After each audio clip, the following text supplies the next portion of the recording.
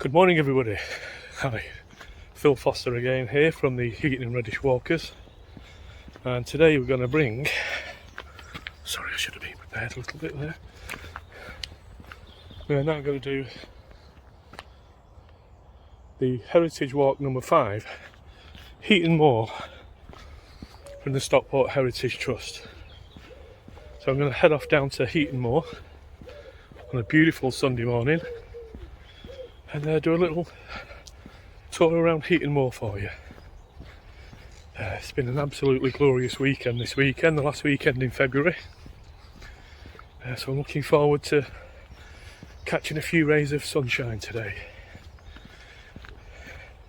See you shortly.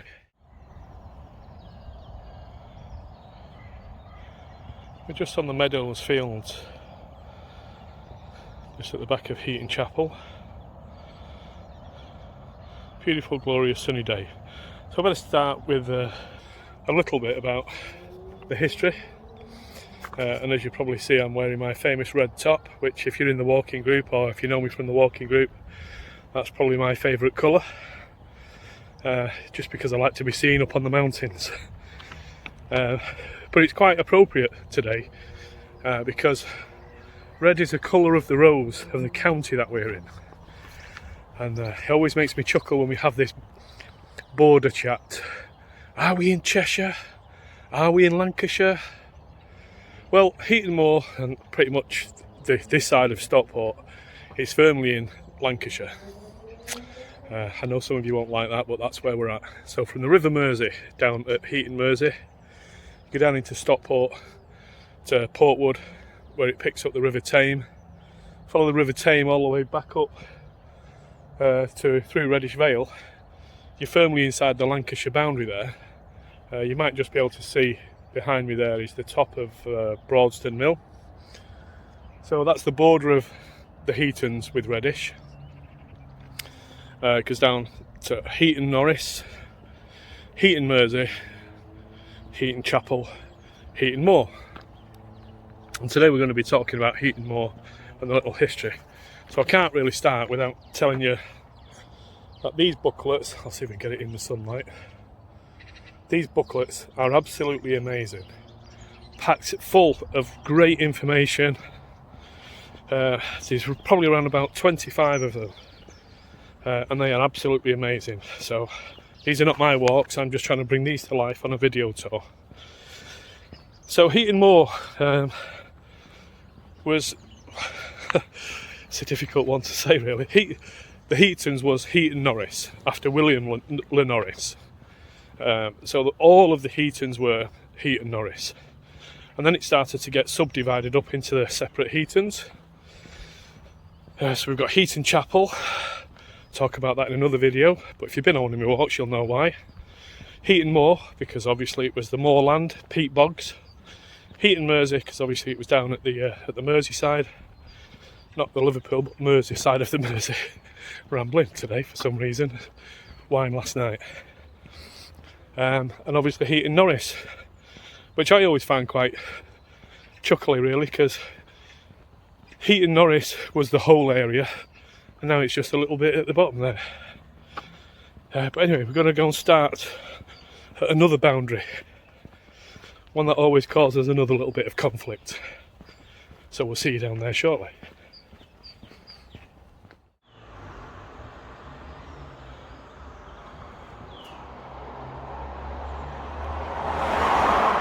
When you come down, oh that's great, look at that. When you come down to the station, this is some great information on the boards about famous people who've lived here.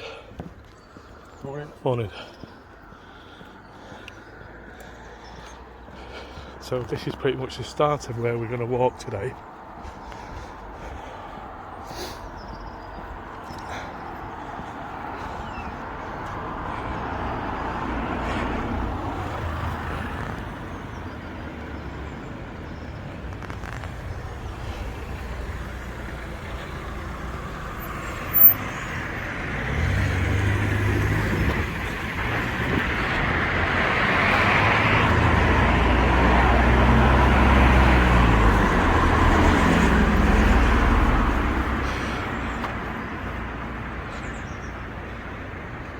So this is the pigeons behind me here.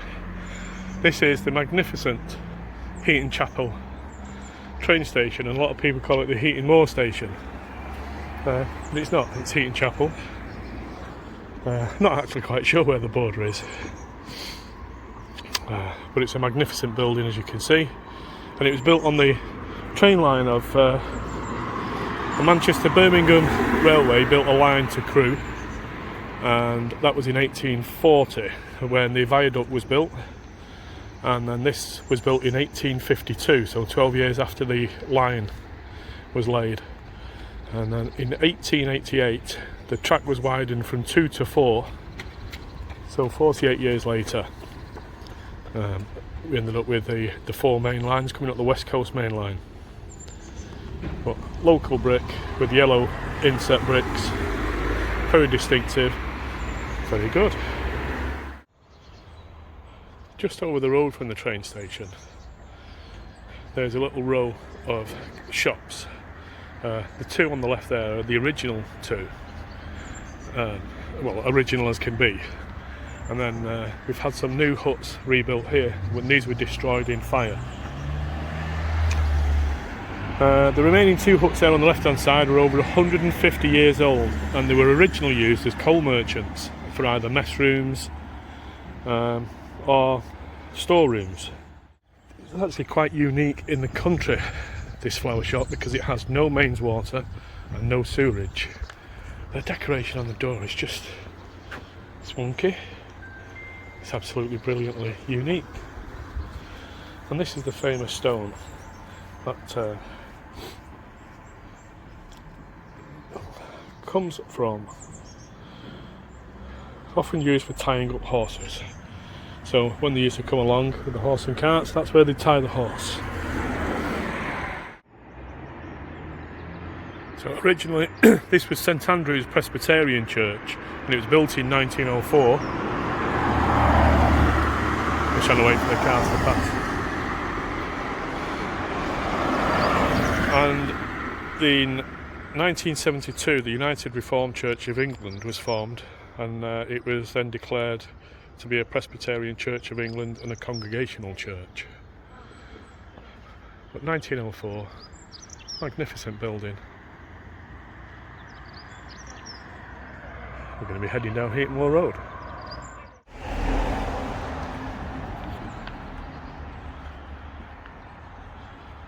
So 1968 was a great year for many reasons. Guess who was born in that year? And also, the National Provincial Bank and the Westminster Bank both merged together to create the Nat West Bank, and this is one of the local branches, and somebody in our group used to work here, I think. But yes, very grand building, full of grand buildings around there. I'm going to try and stop saying that. Where we have to now is just across the road.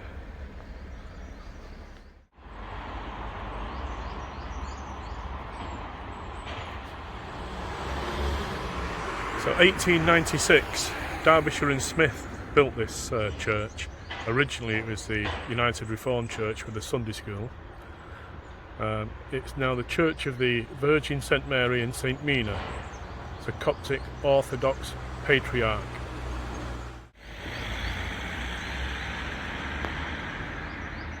I don't think anybody can come to Heaton Moor and not know about the Elizabethan.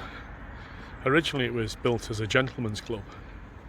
And in 1974 it drew a very large crowd as Geoffrey Howe did his election campaign, but it's now more locally known as the Posh Pub.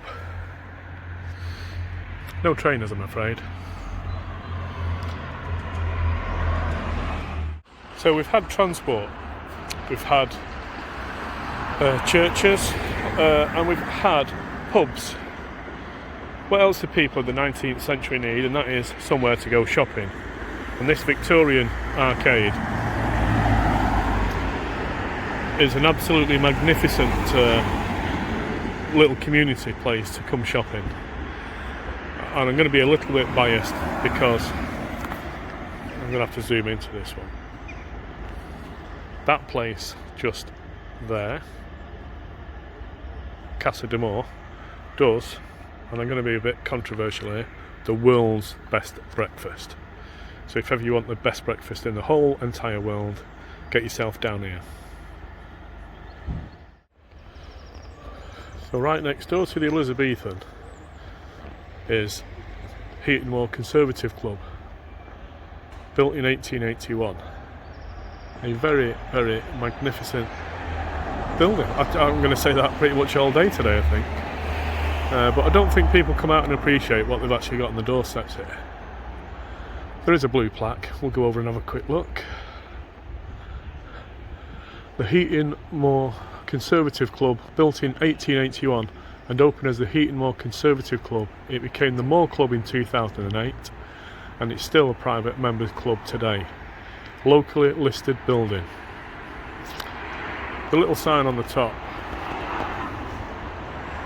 is the Heaton's Heritage Society, and that's the people who are behind the this booklet as well.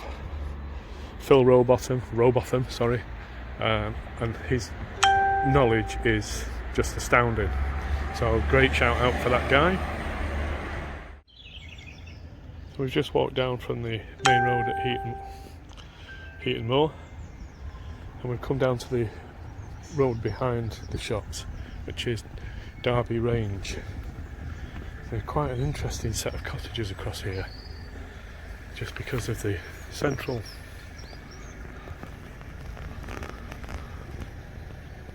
space there. It tells us that this was the marketplace. So all of this area around here would have been for traders.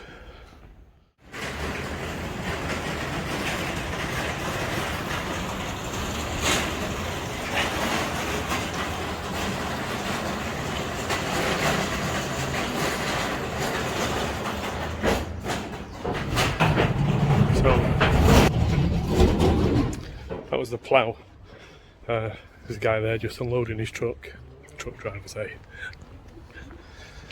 So I couldn't really get much there, but that's a cracking little pub. Rebuilt in 1880. It says 1881 in the guide, but the stone at the top says it's 1886. So somebody's definitely right. But what's a few years between friends? So we've just come to the end of this row of shops. We've walked past the Crown and obviously some other shops there, and come down to this great little building.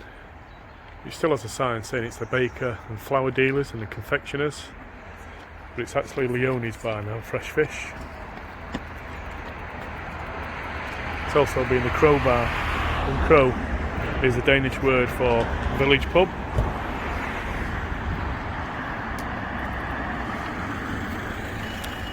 And as you cross over the road, you have the former Martin's Bank, or Barclays Bank as it used to be.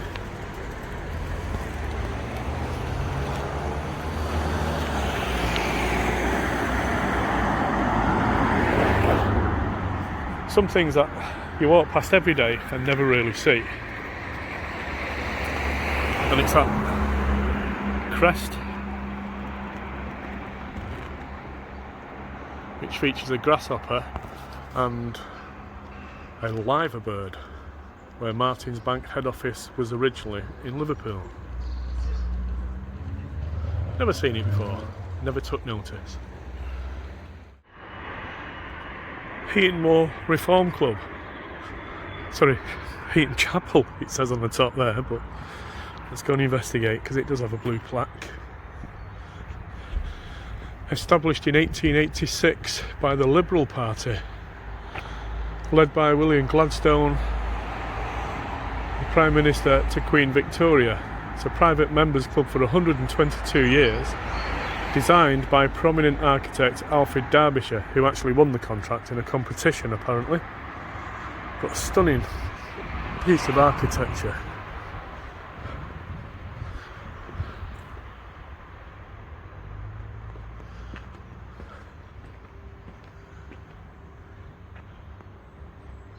Sure, we're in Heaton Moor, but that says Heaton Chapel up there. I'm sure people will come and tell me.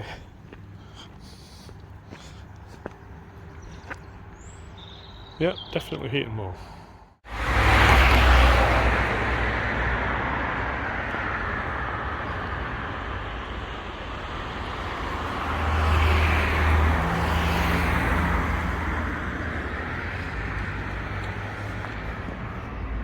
We're down into St Paul's Church now, and looks absolutely stunning in the glorious sunshine.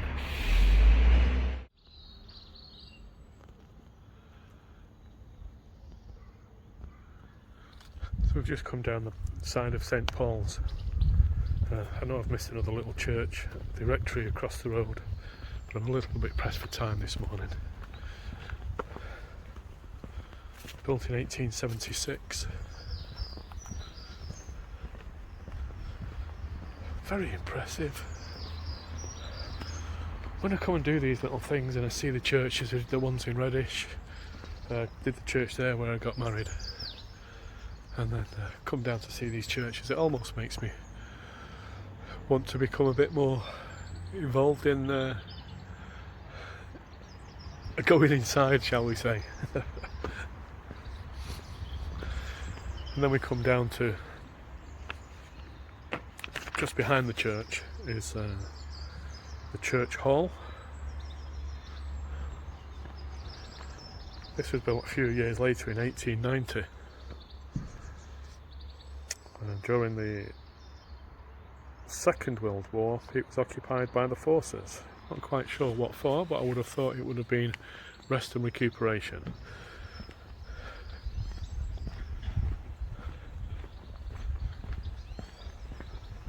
So we've literally come 50, 100 yards away from the main road, and now we can just hear birds singing.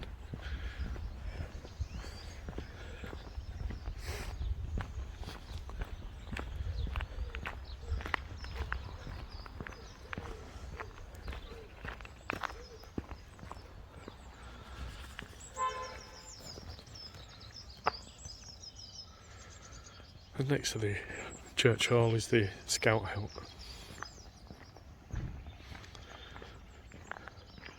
I'm going to imagine that Chris has definitely been there and probably knows the guy who used to run it.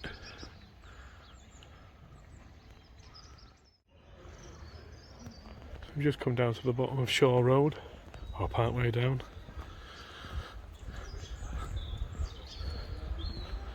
I'm going to try not to be intrusive. It looks empty, so I think we're okay. But this is the home of the guy who built the MG sports cars, Cecil Kimber.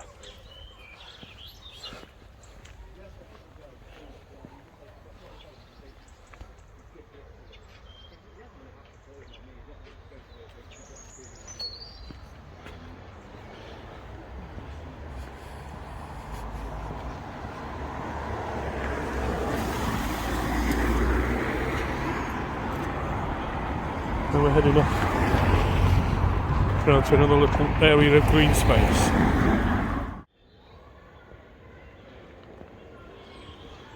So today it's a beautiful spring day, and you go back to 1894 and Heaton Moor Park was given to the local people for their recreation. 1897 it was officially opened. They created the bowling greens. 1910 or 22 they created the tennis courts, and obviously a play area for the children. Bowling greens just over the other side there.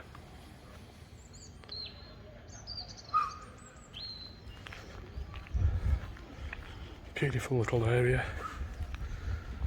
with amazing facilities. Go and sit and enjoy the birds singing.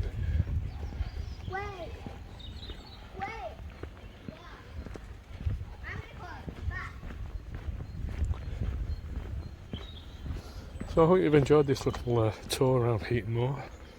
I'm going to try and do a few more when time allows. It's a bit difficult working full time, but I'm sure we'll get there. If you like what you see, click the subscribe button at the bottom. I do some of my walks up in the hills as well as these little heritage tours. Spring is certainly bursting into life. I've just spotted a coffee van, so I'm going to sign off. Hope you've enjoyed the little Sunday morning stroll. Get out into your local area and find out all about the history that surrounds us. But for me, I'm heading over there. Take care, folks. Have a great week.